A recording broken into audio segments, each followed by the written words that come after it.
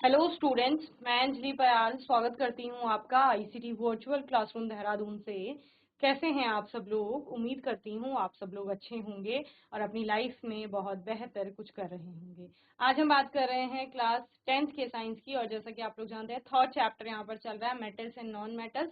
धातु एवं अधातुओं के बारे में हम लोग बात कर रहे हैं, जिसमें आपने बहुत सारे टॉपिक्स पढ़ लिए हैं। लास्ट सेशन में हमने एक्सट्रैक्शन ऑफ मेटल में हाई रिएक्टिविटी की मेटल्स की बात की थी, यानी कि उच्च अभिक्रियाशीलता की धातुओं के बारे में हम लोग पढ़ रहे थे कि उनका एक्सट्रैक्शन किस प्रकार किया जाता था। तो आपने यहाँ पर इलेक्ट्रोलाइटिक रिफाइनिंग के बारे में पढ़ा था कि इलेक्ट्रोलाइटिक रिफाइनिंग की जाती है उनकी, और देन आपको धातु मिलती है, जिसमें कि आपने जो इम्प्योर मेटल है आपकी, उसकी एनोड बनाई गई थी और प्योर मेटल की कैथोड बनी थी, जो कि बहुत थिन स्ट्रिप थी एक।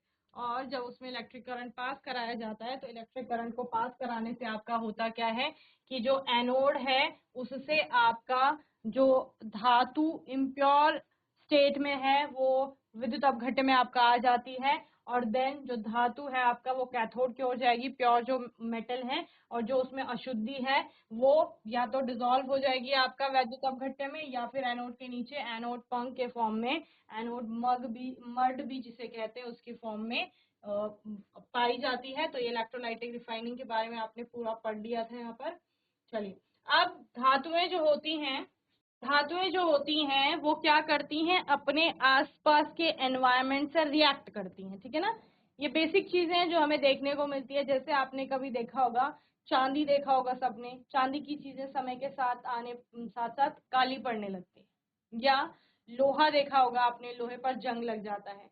या तांबा देखा होगा आपने, वो हरे कलर का होने लग जाता है। तो ये सारा क्या हो रहा है, जो आपकी मेटल है, चाहे हम सिल्वर बोल रहे हैं चांदी, या फिर तांबे की बात कर रहे हैं कॉपर, या फिर आयन की बात कर रहे हैं, वो अपने एटमॉस्फेयर में प्रेजेंट कुछ कुछ एलिमेंट से रिएक्ट कर रहा है, किसी कंपाउंड से रिएक्ट कर रहा है, एंड देन आपका क्या हो रहा है, कोरोड हो रहा है, यानी कि खराब हो रहा है, या आप क्या बोल सकते हैं, अभिक्रिया कर रहा है। तो अपने एनवायरनमेंट में, उसके एनवायरनमेंट में क्या क्या उपस्थित है, ऑक्सीजन हो सकता है और नमी हो सकती है।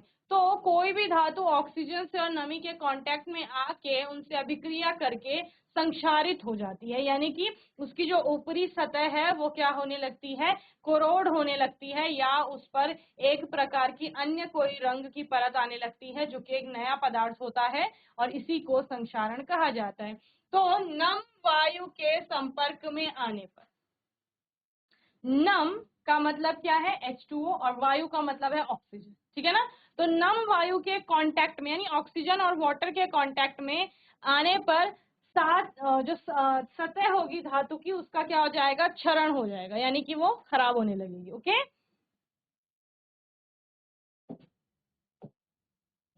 सतह की धातु नहीं, बल्कि क्या लिखेंगे, धातु की सतह का क्षरण या संक्षारण आपका कहलाता है, ठीक है ना। यह एक ऑक्सीकारक प्रक्रम है। ऑक्सीकारक प्रक्रम क्या है, ऑक्सीकरण, ऑक्सीडेशन हो रहा है। क्यों? क्योंकि ऑक्सीजन वहां पर जुड़ रही है ना धातु के साथ। ये सपोज आपका कोई मेटल है, एम से मैं इसको प्रेजेंट कर रही हूँ, और इसकी ऑक्सीजन से अभिक्रिया होगी, तो ऑक्सीजन उस एम पर जुड़ेगी आपका, ठीक है ना। सपोज ये एमओ बना रहा है, ठीक है। तो ऑक्सीजन वहां पर जुड़ी, तो इसीलिए उसको क्या कहा जा रहा है, ऑक्सीकारक कहा जा रहा है। ऑक्सीकरण लिखेंगे इसको, ऑक्सीडेशन प्रोसेस है ये एक आपका। ओके, तो इसको आप ऑक्सीडेशन के अंतर्गत पढ़ते हैं।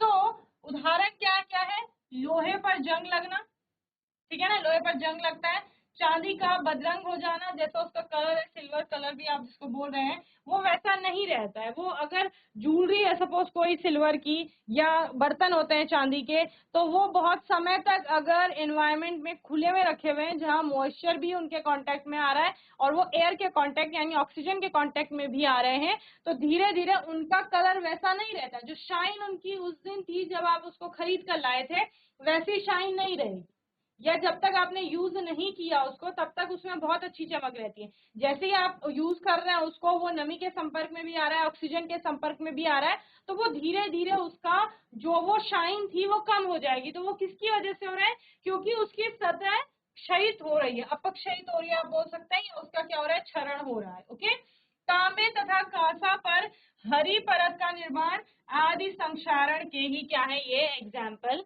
है आपका। ओके, तो ये सब किस में हो रहा है, ये सब आपका संक्षारण में हो रहा है। जैसे ये लोहा है आपका, तो लोहे की इस वस्तु में ये रेडिश ब्राउन कलर की जो परत आ गई है, इसी को क्या कहा जाता है, आपका जंग कहा जाता है। ओके, तो ये डस्ट जैसा लगेगा आपको, थोड़ा बारीक बुरादे जैसा, अगर आप इसको टच करेंगे ना सरफेस को, तो ये ऐसा लगता है। तो ये है क्या, ये जब आयन जो लोहा था, ये लोहे की वस्तु है ना, तो इसका जो ये लोहा था, इसने अपने आसपास के ऑक्सीजन से और नमी से अभिक्रिया की और उसके बाद जंग बना दिया है, जो कि एक नया पदार्थ आपका होगा।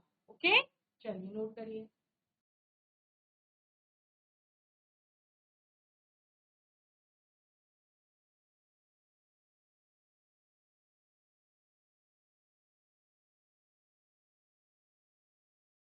चलिए,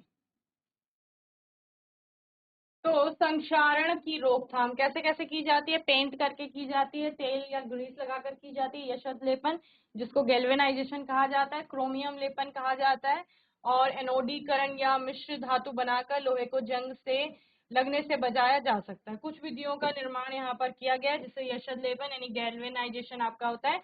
तो गैल्वेनाइजेशन में किया क्या जाता है आपका, यहाँ पर मोल्टन जिंक लिया जाता है। क्या किया जाता है, मोल्टन जिंक, यानी कि जस्ता जो है वो पिघला हुआ होगा, गलित अवस्था में होगा। और जिस लोहे की वस्तु, कोई लोहे की वस्तु है, सपोज ये आप मार्केट से खरीद कर लाए, तो इसको आपने जंग लगने से बचाना है, ठीक है ना। अब ये ऐसे ही रहेगी तो ये ऑक्सीजन के संपर्क में आएगी, नमी के संपर्क में आएगी, तो इसको आप इस मोल्टन जिंक में डुबोएंगे। जब इसको बाहर निकालेंगे, तो बाहर निकालने पर क्या हो जाएगी, इस पर जिंक की परत चढ़ जाएगी आपका, जिंक की परत चढ़ गई।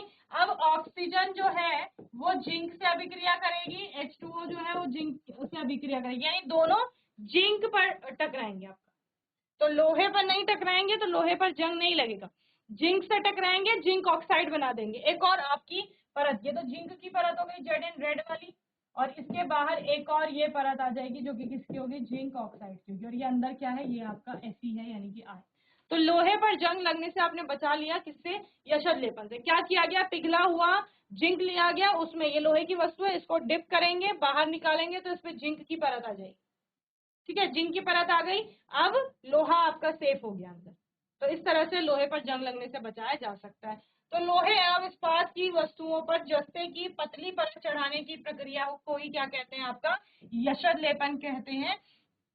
इस प्रक्रिया में वस्तु को द्रवित जिंक में डुबो कर किया जाता है, डुबोया जाता है, ठीक है, ऐसे लिखिए। ओके, चलिए नोट करिए।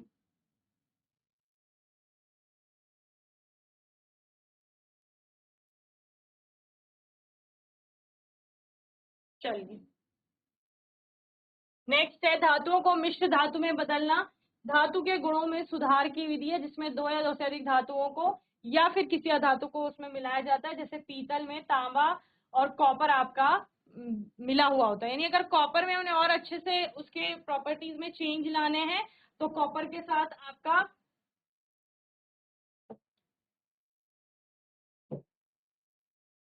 तांबा और कॉपर तो एक ही होता है आपका, ठीक है ना, तांबे को ही इंग्लिश में आपका कॉपर कहा जाता है। यहाँ पे लिखेंगे Cu+Zn, यानी कि कॉपर, तांबा, कॉपर व, इसके आगे लिखेंगे व जस्ते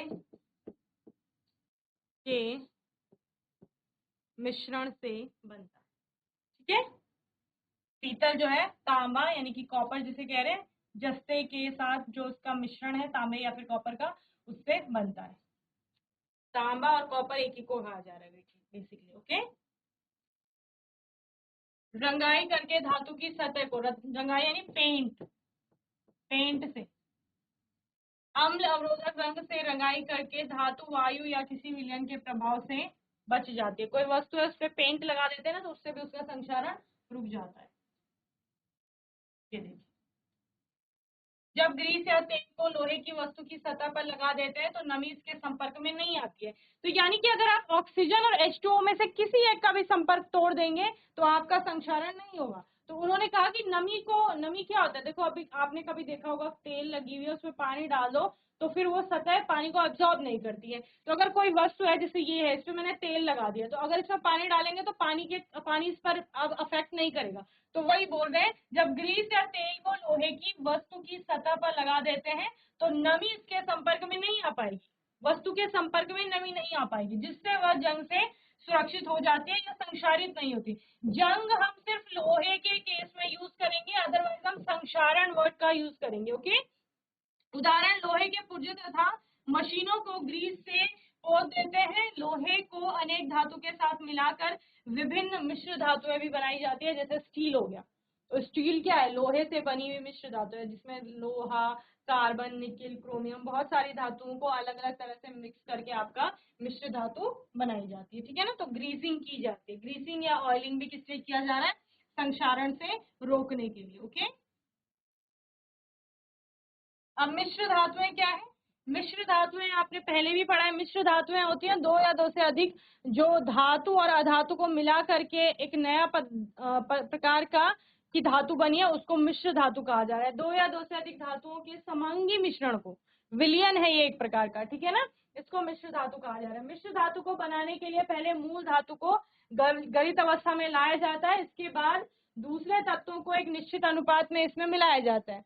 जैसे क्या कहा जा रहा है कि कॉपर के साथ जिंक को मिलाना है, तो कॉपर को पिघलाएंगे, ठीक है ना, और फिर उसके साथ जिंक को ऐड करेंगे एक निश्चित मात्रा में। फिर इसे कमरे के तापमान पर ठंडा किया जाएगा उसके मिश्रण को।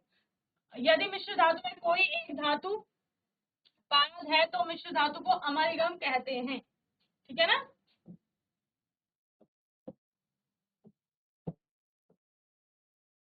शुद्ध धातु की तुलना में उसके मिश्र धातु की विद्युत चालकता तथा गलनांक जो होते हैं वो कम होते हैं। और उदाहरण जैसे शीशा तथा टिन का मिश्र धातु का नाम सोल्डर है, जिसका गलनांक बहुत कम होता है। सोल्डर का उपयोग विद्युत तारों की परस्पर वेल्डिंग के लिए किया जाता है। सोल्डर आपने सुना होगा, सोल्डिंग की जाती है।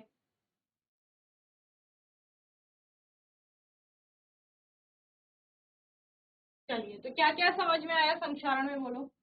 संक्षारण क्लियर है आपको, और संक्षारण के बाद संक्षारण की रोकथाम कैसे की जा सकती है। जब किसी वस्तु पर एक बार जंग लग गया तो फिर आप नहीं रोक सकते, इसलिए पहले ही आपको सावधानियां बरतनी है। जैसे आपने क्या बोला, वस्तु को पेंट किया जा सकता है, ठीक है ना, जस्ते की परत चढ़ाई जा सकती है, क्रोमियम प्लेटिंग भी की जाती है, इलेक्ट्रोप्लेटिंग जिसे कहा जाता है। इसके अलावा क्या करेंगे बताओ, मिश्र धातु में उसको बदल लेंगे, ऑयलिंग या ग्रीजिंग की जाएगी। तो ये सारी आपके सावधानियां हैं जो आप किसी वस्तु पर पहले से ही आप अप्लाई कर सकते हैं ताकि उसका संक्षारण ना हो। ओके, चलिए, तो ये चैप्टर आपका यहाँ पर एंड होता है। कुछ कुछ इसके क्वेश्चन आंसर हम देख लेंगे। बेसिक से क्वेश्चन है, फर्स्ट क्वेश्चन लिखिए।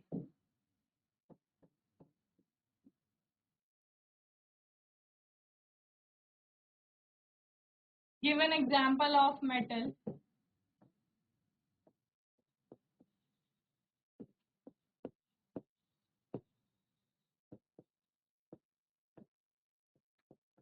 which first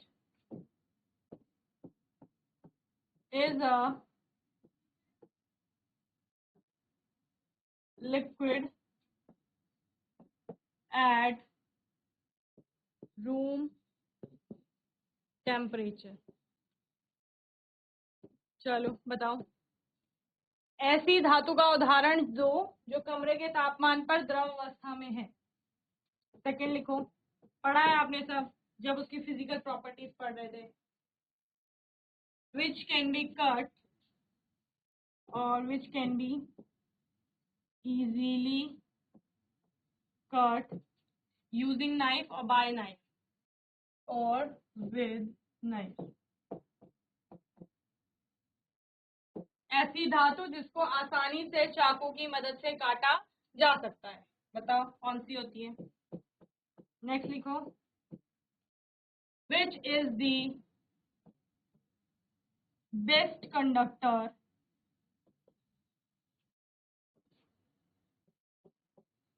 of heat.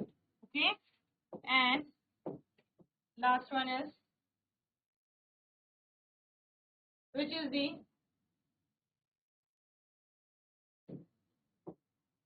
poor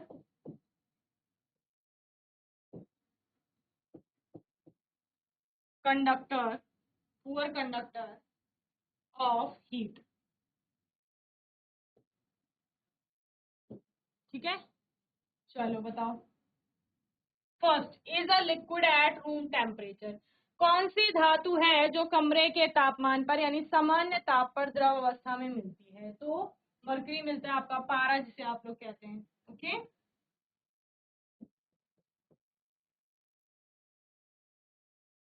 पारा जिसे कहा जाता है, ठीक है ना, Hg होता है इसका फिर। Okay, can be easily cut with knife.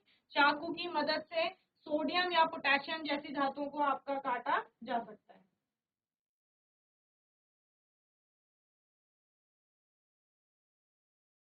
Sodium और पोटेशियम, इनमें से किसी भी एक का नाम लिख लो। लिथियम, ठीक है। Is the best conductor of heat. तो सिल्वर, Ag होता है इसका silver. Is poor conductor of heat, lead, Ag। Okay,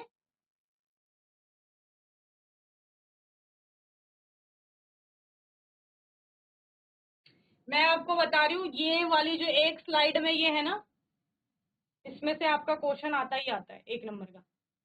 चाहे वो मेटल पूछ लेगा, इसके स्थान पर नॉन मेटल आ जाएगा। यानी ये धातु के बारे में पूछ रहा है कि कौन सी ऐसी धातु है। आपने बोला था मैम कि जो धातुएं होती हैं वो जनरली ठोस अवस्था में हमें देखने को मिलती है। फिर हम चले थे एक्सेप्शन की तरफ कि कुछ धातुएं ऐसी हैं जो हमें मिलती हैं द्रव अवस्था में या मॉल्टन स्टेट में। आपका जब हम किसकी बात करते हैं, रूम टेम्परेचर की बात करते हैं, यानी सामान्य तापमान जो है 20, 25, 30 डिग्री सेल्सियस का, उस पर द्रव अवस्था में मिल रही है। तो हमने किसको पढ़ा, मरकरी को पढ़ा। क्यों? क्योंकि हम इसको बहुत छोटी क्लासेस से पढ़ते आ रहे हैं, थर्मामीटर में इसीलिए है ये, ठीक है, कि द्रव अवस्था में है आपका। और can be easily cut with knife. जब आप कह रहे हैं कि धातुएं इतनी कठोर होती हैं, बहुत कठोर है, लोहे की बात कर लो, एल्यूमिनियम है आपका, और भी बहुत सारी धातुएं जो हार्ड होती हैं, लेकिन फिर वहां पर एक्सेप्शन आता है कि कुछ धातुएं ऐसी हैं जो क्या करती हैं, जिनको हम इजीली चाकू की मदद से काट सकते हैं। तो उसमें कौन सी आई थी, सोडियम आई थी, पोटेशियम आई थी आपका, या फिर लिथियम आई थी, ठीक है ना। तो इनमें से सोडियम या पोटेशियम में से कोई एक धातु आप लिख सकते हैं। Third one is the best conductor of heat as well as electricity.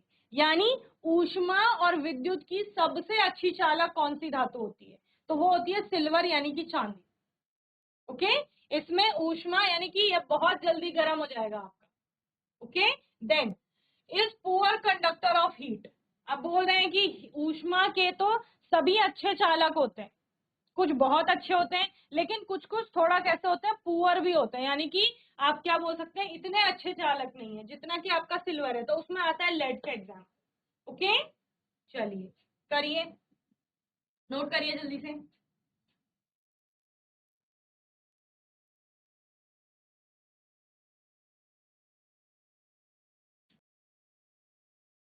Next लिखेंगे, नेक्स्ट क्वेश्चन है आपका, explain the meaning of malleable and ductile. Explain the meaning of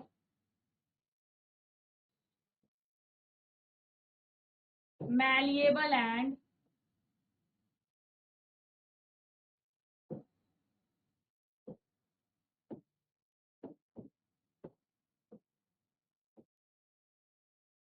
ductile। ठीक है, तो malleable का मतलब होता है आघातवर्ध, ठीक है, और डक्टाइल का मतलब होता है तन्य। इन दोनों का अर्थ यहाँ पर बताना है। चलिए बताइए, पहले बताओ मैलिएबल। मैलिएबल क्या होता है, जिसको क्या कहा जा रहा है, अघातवर्ध कहा जा रहा है। अघातवर्ध धातुएं कौन सी होती हैं, बताओ। अब बोलेंगे हम सारी ही धातुएं अघातवर्ध होती हैं, बहुत रेयर केस है कि कुछ धातुएं ऐसी होती हैं जिनमें ब्रिटलनेस, जैसे आपने जिंक का देखा था कि ब्रिटलनेस की प्रॉपर्टी होती है उसमें। तो अघातवर्ध का मतलब है कि धातुओं को जब पीटा जाता है, ठीक है ना, आपने हथौड़ी की मदद से उनको पीटना स्टार्ट किया, तो पीटने पर जैसे आप किसी चौक को पीटेंगे या किसी पत्थर को पीटेंगे तो उसका क्या हो जाता है, वो टूटने लगता है। तो वो भंगुरता का गुण है, ब्रिटलनेस उसको कहा जाता है, क्षण भंगुर हो जाते हैं। लेकिन धातुएं वैसे टूटती नहीं है या उनका चूरा नहीं होता है, बल्कि उनका शीट में वो अपना आकार बदलेंगे और चपटी होने लगेंगे, यानी कि पतली पतली चादर उनकी बनने लगेगी। तो इसी गुण को, धातुओं के ऐसे गुण को जिसमें कि उनको पीटा जा रहा है और पीटने पर क्या हो रहा है, उनकी पतली चादरों में यानी कि थिन शीट्स में कन्वर्जन हो रहा है, उसी को मैलिएबल यानी कि आघातवर्धक कहा जाता है, ठीक है ना। चलिए, और नेक्स्ट है आपका क्या, डक्टाइल, तन्य। तन्य का क्या मतलब है, तन्य का मतलब है कि उस धातु को अगर हम खींचेंगे तो खींचने पर, कोई चीज खींचने पर टूट जाती है, होता है ना, लेकिन उसको अगर हम खींचेंगे तो खींचने पर वो उसकी पतली तार बन सकती है। इसीलिए धातुओं की बहुत पतली पतली तार बनती है। जैसे अगर आप गोल्ड की बात कर लो तो गोल्ड मोस्ट मैलिएबल भी है और मोस्ट डक्टाइल भी है, सबसे अधिक आघातवर्धक भी है और सबसे अधिक तन्य भी है। इसीलिए गोल्ड में आप देखोगे कि बहुत पतला पतला डिजाइन भी डाल दिया जाता है, बहुत पतली पतली उसकी तार बन रही है डिजाइन बनने के लिए, जब ज्वेलरी बनाई जा रही है उससे, समझ रहे हैं। तो ये इसी की वजह से, क्योंकि वो टूट नहीं रहा है खींचने पर, या फिर जब उसको पीटा जा रहा है वो तब भी नहीं टूट रहा है। तो ये मैलिएबल हो गया, जब पीटा जा रहा है तो पतली चादर बन रही है, जब खींचा जा रहा है तो पतली तार बन रही है, उसको तन्य कहा जा रहा है। ओके, बस इसी को आपने लिखना है। चलिए लिखिए, malleable, a substance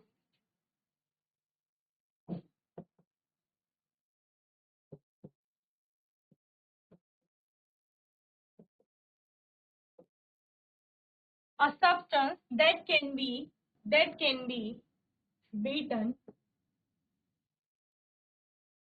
into thin sheets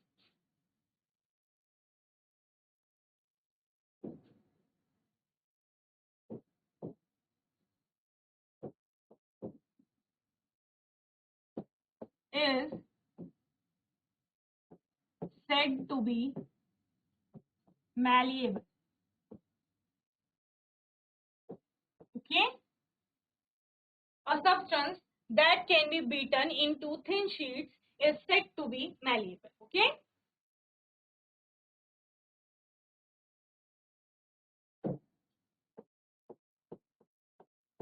ऐसा पदार्थ जिसे पीटने पर उसकी पतली चादरें बन सकती हैं, आघातवर्ध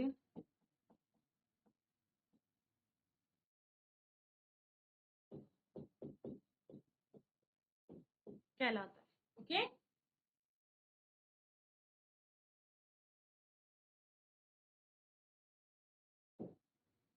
चलिए नेक्स्ट क्या है, डक्टाइल।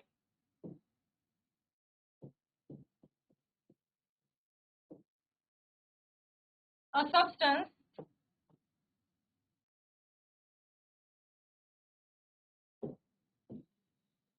that can be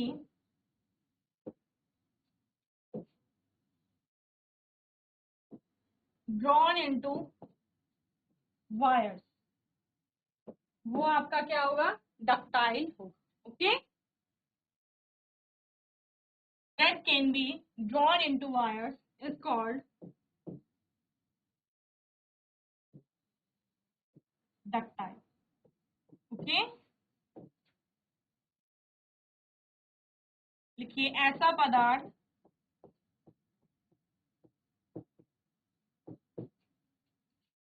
जिसकी